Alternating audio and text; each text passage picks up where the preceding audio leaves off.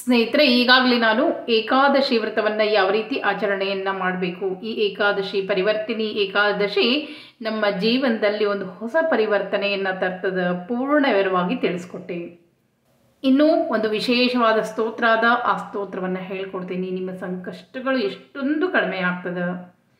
ಕನಿಷ್ಠ ಪಕ್ಷ ನಾಳೆ ಅಂದರೆ ಇವತ್ತು ದಶಮಿ ದಿವಸ, ನಾಳೆ ಏಕಾದಶಿ ಮತ್ತು ದ್ವಾದಶಿ 3 ದಿವಸ ಕನಿಷ್ಠ ಪಕ್ಷ ಅಂದರೆ 9 ಸಾರಿ ಆದರೂ ಆ ಶ್ಲೋಕದಿಂದ ಭಗವಂತನಲ್ಲಿ ಅನನ್ಯವಾಗಿ ಬೇಡ್ಕೊಳ್ರಿ, ಶ್ರದ್ಧಾಭಕ್ತಿಯಿಂದ ಬೇಡ್ಕೊಳ್ರಿ. ನಿಮ್ಮ ಸಂಕಷ್ಟಗಳು ಬೇಗನೆ ಪರಿಹಾರವನ್ನು ಸಿಗ್ತದೆ.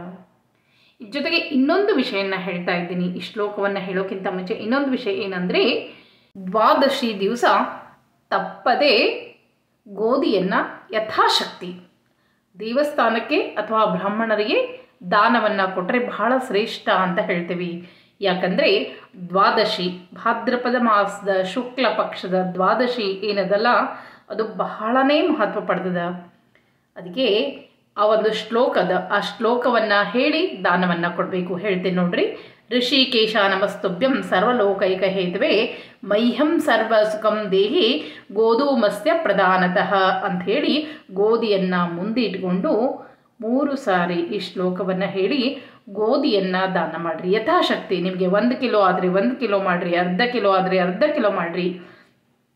ಒಂದು ತಟ್ಟೆಯಲ್ಲಿ ಇಟ್ಕೊಂಡು ಈ ಶ್ಲೋಕವನ್ನು ಹೇಳಿ ಒಂದು ಕವರ್ನಲ್ಲಿ ಹಾಕಿ ದೇವಸ್ಥಾನಕ್ಕೆ ಕೊಡ್ಬೋದು ಅಥವಾ ಬ್ರಾಹ್ಮಣರಿಗೆ ಕೊಡ್ಬೋದು. ತಾಂಬೂಲ ದಕ್ಷಿಣೆ ಸಹಿತ ಯಥಾಶಕ್ತಿ ದಕ್ಷಿಣೆ. ಬ್ರಾಹ್ಮಣರಿಗೆ ದಕ್ಷಿಣೆಯನ್ನು ಕೊಡಬೇಕಾದರೂ ಸಹ ದತ್ತಂ ನ ಮಮ ಅಂತ ಹೇಳಿ ಆ ದಕ್ಷಿಣೆಯನ್ನು ಕೊಟ್ಟು ನಮಸ್ಕಾರ ಮಾಡಿರಿ. ದ್ವಾದಶಿ ದಿವಸ ಪ್ರತಿಯೊಬ್ಬರೂ ಈ ಗೋಧಿ ದಾನವನ್ನು ಮಾಡೋದ್ರಿಂದ ನಿಮ್ಮ ಮನೆ ಸಂಕಷ್ಟಗಳೆಲ್ಲವೂ ದೂರ ಆಗ್ತದೆ. ಯಾಕಂದರೆ ಈ ಭಾದ್ರಪದ ಮಾಸದ ಬರುವಂಥ ಈ ಶುಕ್ಲ ಪಕ್ಷದ ದ್ವಾದಶಿ ಬಹಳನೇ ಮಹತ್ವ ಪಡೆದದ. ಅದಕ್ಕಾಗಿ ದ್ವಾದಶಿ ದಿವಸ ಏಕಾದಶಿ ಉಪವಾಸ, ದ್ವಾದಶಿ ದಿವಸ ತಪ್ಪದೇ ಈ ದಾನವನ್ನು ಮಾಡೋದ್ರಿಂದ ಮನೆಗೆ ಬಹಳನೇ ಒಳ್ಳೆಯದಾಗ್ತದೆ. ಇನ್ನು ಈ ಭಾದ್ರಪದ ಶುಕ್ಲ ಮಾಸದ ದ್ವಾದಶಿ ಕೂಡ ಕೆಲವರು ಶ್ರವಣ ದ್ವಾದಶಿ ಅಂಥೇಳಿ ಉಪವಾಸವನ್ನು ಮಾಡ್ತಾರೆ. ಏಕಾದಶಿ ಉಪವಾಸ, ದ್ವಾದಶಿ ಕೂಡ ಉಪವಾಸವನ್ನು ಮಾಡ್ತಾರೆ. ಅದು ಯಾರು ಪದ್ಧತಿ ಅದ ಅವ್ರು ಮಾಡ್ರಿ, ಯಾರ ಮನೇಲಿ ಪದ್ಧತಿ ಇಲ್ಲ ಏಕಾದಶಿ ಉಪವಾಸ ಮಾಡಿ ದ್ವಾದಶಿ ದಿವಸ ಗೋಧಿ ದಾನವನ್ನು ಕೊಡ್ರಿ. ಬಹಳನೇ ಶ್ರೇಷ್ಠ, ನಿಮ್ಗೆ ಮನೆಗೂ ಕೂಡ ಒಳ್ಳೆಯದಾಗ್ತದೆ. ನೀವು ನನ್ನ ಕಮೆಂಟ್ಸ್ ಹಾಕಿ ಖಂಡಿತವಾಗಿಯೂ ಹೇಳ್ತೀರಿ. ಇನ್ನು ಶನಿವಾರ ರವಿವಾರ 2 ದಿವಸ ಉಪವಾಸ ಮಾಡ್ತೀನಿ ಅನ್ನೋರು ಮಾಡ್ಬೋದು, ಇಲ್ಲ ಅಂದರೆ ಏಕಾದಶಿ ಒಂದೇ ಮಾಡ್ಬೋದು. ಶ್ರವಣ ದ್ವಾದಶಿ ನೀವು ದಾನವನ್ನು ಕೊಟ್ಟರೆ ಸಾಕು.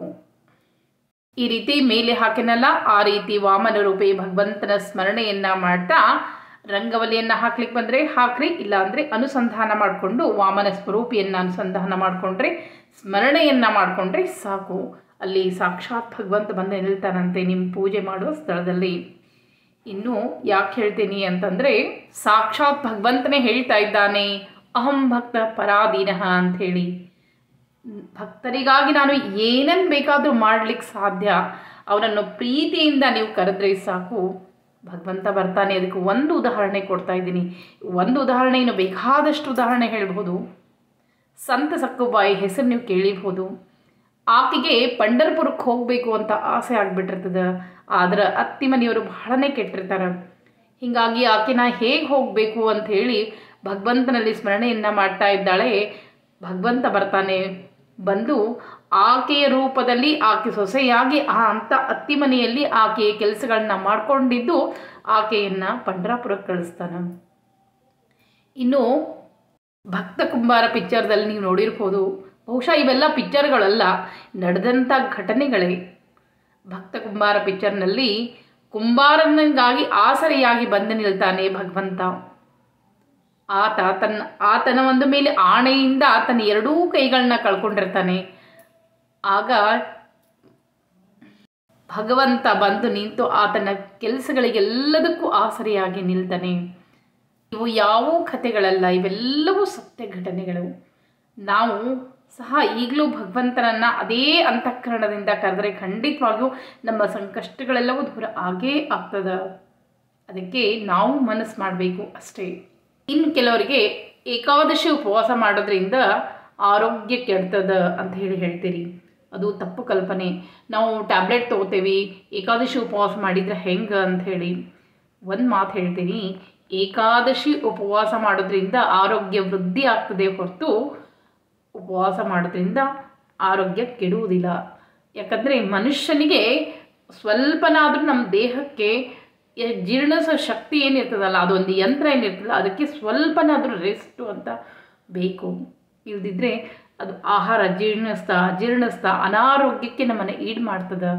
ಅದಕ್ಕೆ ಸ್ಪಷ್ಟವಾಗಿ ಹೇಳ್ತಾರೆ ಶಾಸ್ತ್ರದಲ್ಲಿ, ಏಕಾದಶಿ ಸಮುತ್ಥೇನ ವನ್ನಿನಾ ಪಾತಕೇಂಧನಂ ಭಸ್ಮೀಂ ಭವತಿ ರಾಜೇಂದ್ರ ಅಪಿ ಜನ್ಮ ಶತೋದ್ಭವಂ ಅಂಥೇಳಿ. ಅಂದರೆ ಏಕಾದಶಿ ವ್ರತದಿಂದ ಹುಟ್ಟುವಂಥ ಅಗ್ನಿ, ದೇಹದಲ್ಲಿ ಹಸಿವೆ ಅನ್ನೋ ಅಗ್ನಿ ಏನು ಹುಡ್ತದಲ್ಲ, ಅದು ನೂರಾರು ಜನ್ಮಗಳಿಂದ ಗಳಿಸಿದಂಥ ಪಾತಕಗಳನ್ನೆಲ್ಲ ನಾಶ ಮಾಡ್ತದಂತ.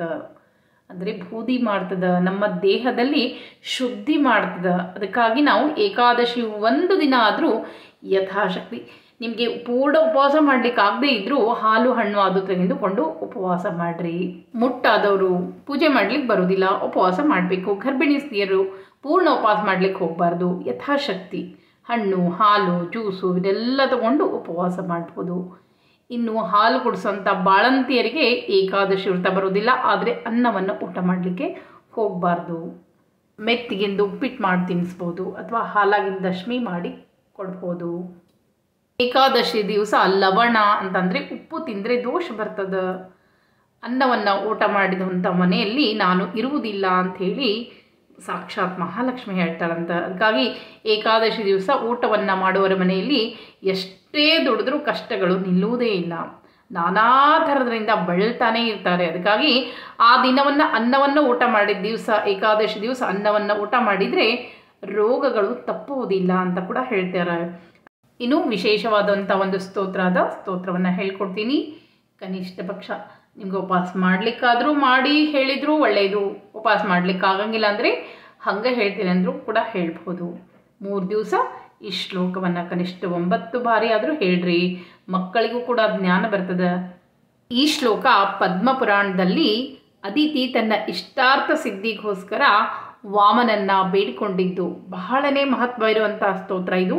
ಶ್ರದ್ಧಾಭಕ್ತಿಯಿಂದ ನಿಮ್ಮ ಮನಸ್ಸಲ್ಲಿರುವುದನ್ನು ಹೇಳ್ಕೊಂಡು ಈ ಶ್ಲೋಕವನ್ನು ಹೇಳ್ಕೊಡ್ತೀನಿ. ಸರಳದ ನೋಡ್ರಿ. ಶ್ರೀ ಗಣೇಶಾಯ ನಮಃ.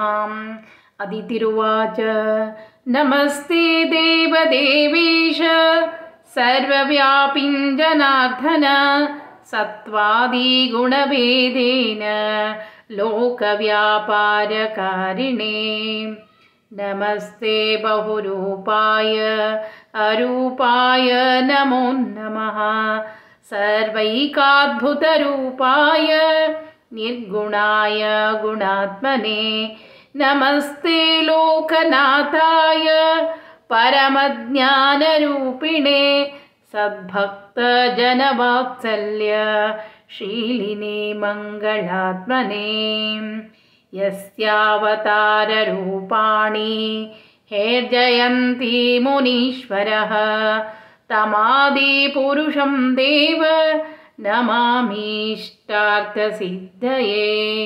ಇಷ್ಟೇ ಈ ಶ್ಲೋಕ. ಈ ಶ್ಲೋಕವನ್ನು 3 ದಿವಸ 9 ಸಾರಿ ಹೇಳ್ರಿ. ಜೊತೆಗೆ ದ್ವಾದಶಿ ದಿವಸ ಗೋಧಿ ದಾನವನ್ನು ತಪ್ಪದೇ ಮಾಡಿರಿ.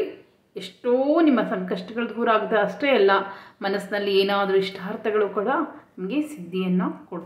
ಇನ್ನು ಮುಂದಿನ ವಿಡಿಯೋದಲ್ಲಿ ನಾನು ಪೂಜಾ ಸಮಯವನ್ನು ಹೇಳ್ಕೊಡ್ತೀನಿ. ಯಾವ ಸಮಯದಲ್ಲಿ ಪೂಜೆಯನ್ನು ಮಾಡಬೇಕು ಸಂಕಲ್ಪಪೂರ್ವಕವಾಗಿ ಒಳ್ಳೆಯ ಶುಭ ಸಮಯವನ್ನು ಹೇಳ್ಕೊಡ್ತೀನಿ.